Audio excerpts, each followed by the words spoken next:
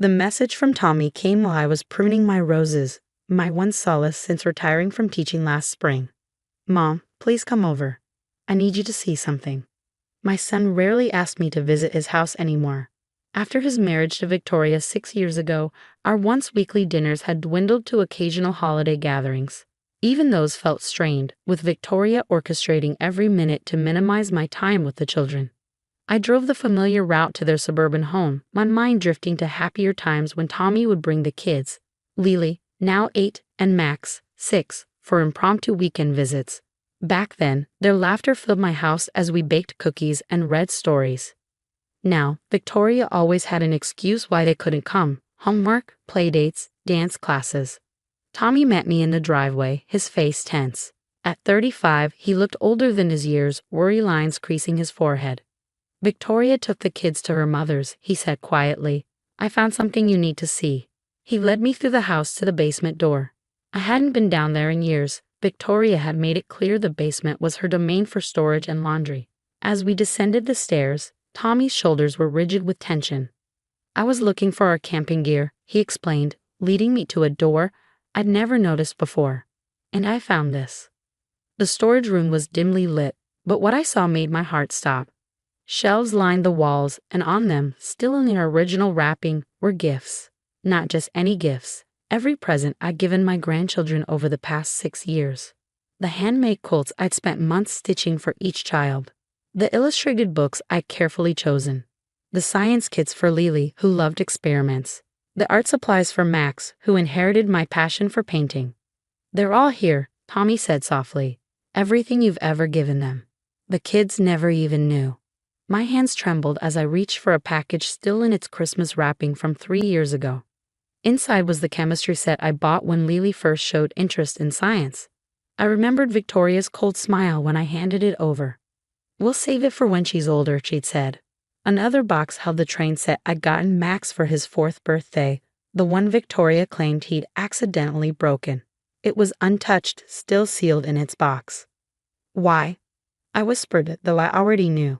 Victoria had been methodically erasing me from their lives, one refused gift at a time. Each present represented a connection she wanted to sever, a memory she didn't want the children to have of their grandmother. I had no idea, Tommy said, his voice cracking. She told me you'd stopped sending gifts years ago, that you'd lost interest in the kids. The pain in his voice mirrored my own. For years, I'd watched my grandchildren grow distant, believing Victoria's excuses. The toys they were too old for now. The books that didn't suit their reading level. The art supplies that were too messy for the house. I picked up a small package from last Christmas. A locket for Lily with a picture of us baking together when she was 3. One of our last happy memories before Victoria decided I was spending too much time with her daughter. There's more, Tommy said grimly, pulling out his phone. I found these when I was looking through our old messages. He showed me screenshots of texts, conversations between him and Victoria about my visits, my gifts, my attempts to be part of their lives. Victoria's responses were calculated, painting me as intrusive, overbearing, trying to undermine her parenting. She deleted these from my phone, Tommy explained, but they backed up to the cloud. Mom, I'm so sorry. I should have seen what was happening. I sank onto a nearby box, overwhelmed by the evidence of years of manipulation. The children, I managed to say. Do they think I abandoned them? Tommy ran a hand through his hair, a gesture so like his father's it made my heart ache. Victoria, she's been telling them you're too busy for visits, that you have your own life now. Lily asked about you last week, why you never come to her dance recitals anymore. I realized I couldn't remember the last time I actually told you about one. The truth hit hard.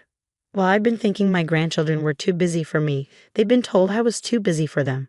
All those missed birthdays, school plays, and milestones, orchestrated by a woman who saw me as a threat rather than family.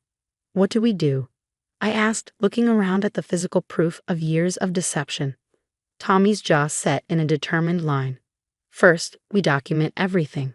Then, we tell the truth. The kids deserve to know their grandmother never stopped loving them, never stopped trying to be part of their lives. I stood up, my teacher's instinct for fairness kicking in. We need to be careful, I said. The children love their mother. We can't turn this into a war. No, Tommy agreed. But we can't let it continue either. I've already called a family counselor. We have an appointment tomorrow. As we carefully photographed each hidden gift, I felt a mix of sadness and hope. The past 6 years couldn't be undone, but maybe, just maybe, we could build something new from the truth. The sound of a car pulling into the driveway made us both freeze. Victoria was back early. Tommy quickly closed the storage room door, but not before I grabbed the locket I'd bought for Lily. It was time for some truths to come to light. Ready? Tommy asked, looking both terrified and determined. I squeezed his hand, hearing Victoria's footsteps above us. Ready, I replied, knowing that what happened next would change everything. The basement door opened and Victoria's voice floated down. Tommy? Why is your mother's car in the driveway? Victoria's heels clicked on the basement stairs, each step echoing like a countdown. I gripped the locket in my hand, drawing strength from its familiar shape. Through the dim light, I saw her figure appear, her perfectly styled hair and designer outfit a stark contrast to the dusty storage room surroundings. She froze when she saw us, her practiced smile faltering for just a moment before snapping back into place. Martha, she said, her voice artificially sweet. What a surprise. Tommy didn't mention you were coming over. Hello, Victoria, I replied calmly, watching her eyes dart around the room, taking in the open door behind us, calculating what we might have discovered. The children are at my mother's, she continued, moving closer. Such a shame we came all this way without getting to see them. Actually, Tommy stepped forward, his voice firm. We need to talk about the children.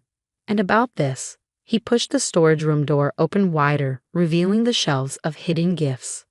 The color drained from Victoria's face.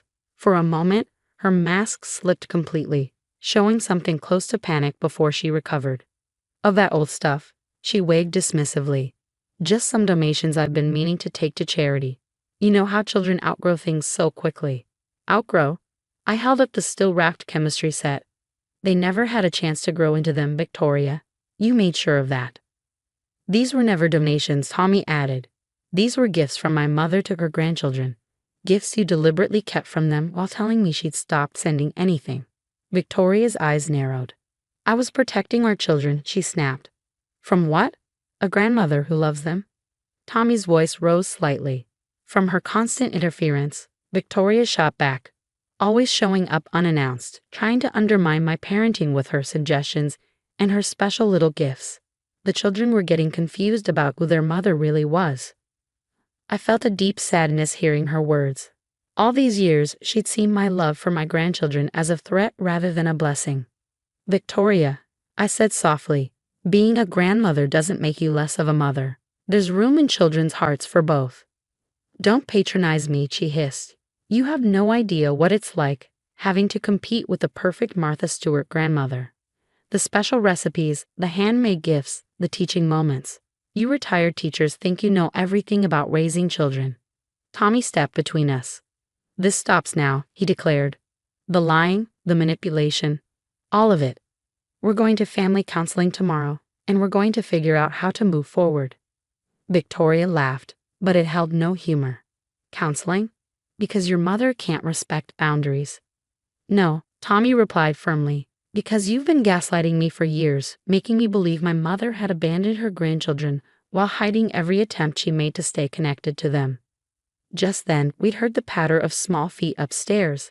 Victoria's mother must have dropped the children home early. My heart leaped at the sound, even as anxiety twisted in my stomach. How would they react to seeing me here? Daddy? Lily's voice called down the stairs. Are you in the basement? Victoria moved quickly toward the stairs, but Tommy caught her arm. No more lies, he said quietly. They deserve the truth. Mommy? Daddy? Max's voice joined his sister's. Down here, sweethearts. I called before Victoria could stop me. Grandma's here too. The children thundered down the stairs, stopping short when they saw us all standing there. Lily's eyes widened. Grandma, you came to visit us? Of course I did, sweetheart, I said, fighting back tears. I've missed you both so much. Max looked confused, but Mommy said you were too busy to visit anymore, that you had important retired people things to do. Victoria flinched at her son's innocent words. Tommy knelt down to the children's level. Actually, guys, we need to tell you something. Grandma has never been too busy for you. She's been trying to see you and send you special presents all along. Presents? Lily perked up, then frowned. We haven't gotten any presents from Grandma in forever. Come here, Tommy said gently, leading them to the storage room. Look what we found. The children's gasps of wonder as they saw the shelves of gifts made my heart ache. Are these all for us? Max asked in awe. Every single one, I confirmed. I picked each one specially for you, thinking about what you love. Lily reached for a wrapped package, then looked uncertainly at her mother. Victoria stood rigid, watching her carefully constructed world unravel. It's okay, Tommy assured them. These are your gifts from Grandma. You can open them. As the children began discovering their long-hidden presents, exclaiming over each one, Victoria turned to me. You've won, she said bitterly. Are you happy now? This isn't about winning, I replied quietly. It's about healing. We're still a family, Victoria. We can find a way to make this work. She looked at her children, their faces lit with joy as they discovered the chemistry set, the train set, the art supplies. Something in her expression shifted, just slightly. The counselor's name is Dr. Anderson, Tommy told her. Appointment's at 10 tomorrow morning. We're all going, you, me, Mom. We need to find a way forward. Victoria watched as Lily carefully opened the locket I'd given her last Christmas, gasping at the photo inside. Mommy, look, it's me and Grandma baking cookies. I remember that day. For the first time, I saw tears in Victoria's eyes. I remember too, she whispered. You were so happy. We can have more days like that, I offered gently, not to replace your special moments with them, but to add to them. Children flourish with more love, not less. Victoria wiped her eyes quickly, her walls not quite ready to come down completely. But when Max ran up to show her the train set, excitedly explaining how Grandma remembered his favorite colors, she managed a small, genuine smile. Maybe, she said softly, more to herself than to us. Maybe we can try. It wasn't a perfect resolution. Those only happen in fairy tales. But as I watched my grandchildren rediscover years of love hidden away in that basement, I felt hope bloom. Sometimes the hardest walls to break down are the ones built from fear, but with patience and understanding, even those can crumble. Tommy squeezed my hand as we watched the children explore their gifts. We'll figure this out, Mom, he promised, one day at a time. Looking at Victoria's face, softening as she helped Lily fasten the locket around her neck, I believed him. The road ahead would be challenging, but at least now we were all walking it together, in the light of truth rather than in the shadows of deception. The sound of children's laughter filled the basement, pushing back the darkness of the past 6 years. It wasn't an ending yet, but it was a beginning. And sometimes that's even better. The morning of our first counseling session dawned bright and clear. I sat in Dr. Anderson's waiting room, watching Victoria fidget with her wedding ring, while Tommy flipped absently through a magazine. The tension was palpable, but underneath it ran a current of possibility. Yesterday, after the children had gone to bed, we'd stayed up late talking, really talking, for the first time in years. Victoria had revealed things about her own childhood that helped me understand her behavior. Her mother, it seemed, had been constantly undermined by an overbearing mother-in-law, eventually leading to a bitter divorce. I swore I wouldn't let that happen to my family, Victoria had admitted, her voice barely above a whisper. I thought I was protecting us. Dr. Anderson's office was warm and inviting, with comfortable chairs arranged in a circle. She was a woman in her 50s with kind eyes and an air of quiet authority that somehow made us all sit up straighter. Let's start, she said, by acknowledging that everyone here loves these children deeply. That simple statement seemed to release some of the tension in the room. Victoria's shoulders relaxed slightly, and Tommy reached for her hand. Martha, Dr. Anderson turned to me. Tell us about your relationship with your grandchildren before things changed. I described those early days, the weekend visits, the baking sessions, the stories at bedtime.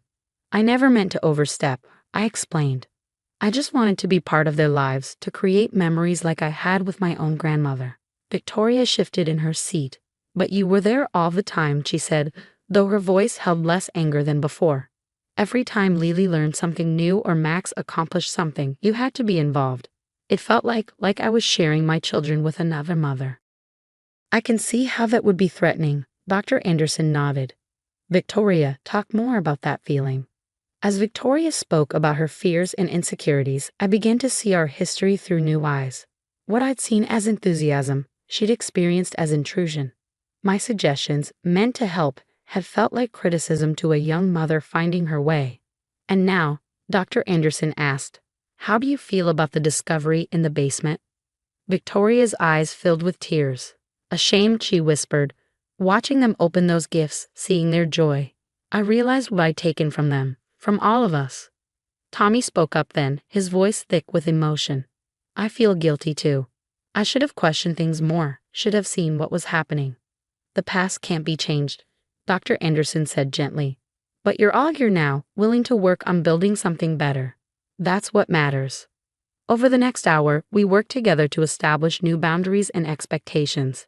Victoria agreed to weekly family dinners at my house, where she would be an active participant rather than a reluctant observer. I promised to always check before dropping by their house and to discuss any significant gifts with the parents first. Small steps, Dr. Anderson reminded us. Build trust gradually. That evening we had our first family dinner in years. The children were overjoyed to be at my house again, showing Victoria all their favorite spots: the window seat where we read stories, the kitchen counter where we baked, the garden where we planted flowers. To my surprise, Victoria rolled up her sleeves and joined us in making pizza, something I'd always done with the kids. Instead of hovering anxiously, she laughed as Max covered himself in flour and suggested creative toppings for Lily's portion.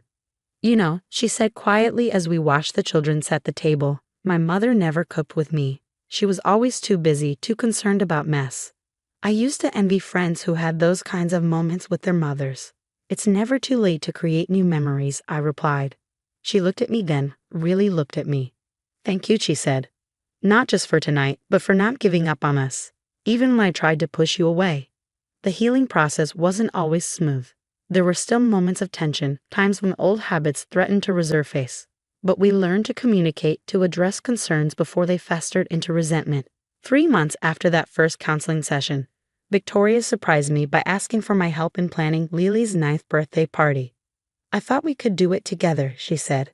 "Combine your creativity with my organizing skills."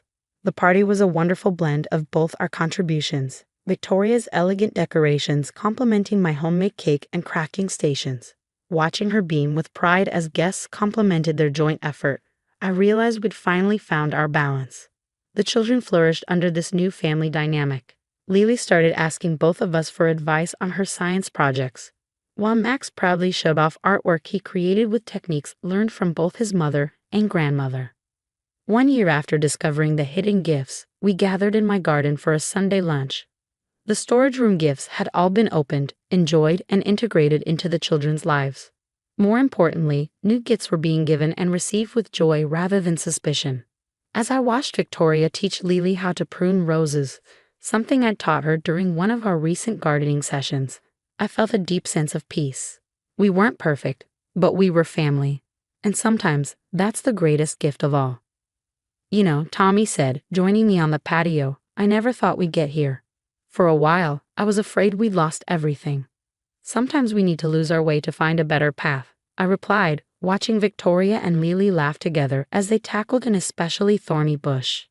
Inside the house, Max was setting the table for lunch, carefully placing the handmade placemats Victoria and I had helped him create. Each one featured a family portrait, all of us together, no one hidden away or pushed to the margins. "Time for lunch," he called proudly, and we all gathered around the table, not as separate factions, but as one family, strengthened by the storms we'd weathered together. As Victoria helped serve the food, using one of my old recipes she'd recently asked to learn, I caught her eye and smiled. She smiled back, warm and genuine, no traces of the old tension remaining.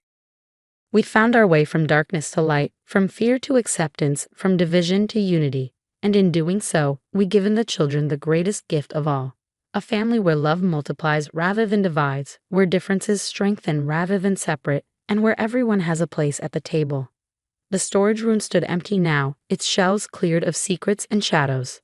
But our hearts were full, filled with the kind of love that grows stronger for having been tested, more precious for having been nearly lost, and more beautiful for having been restored.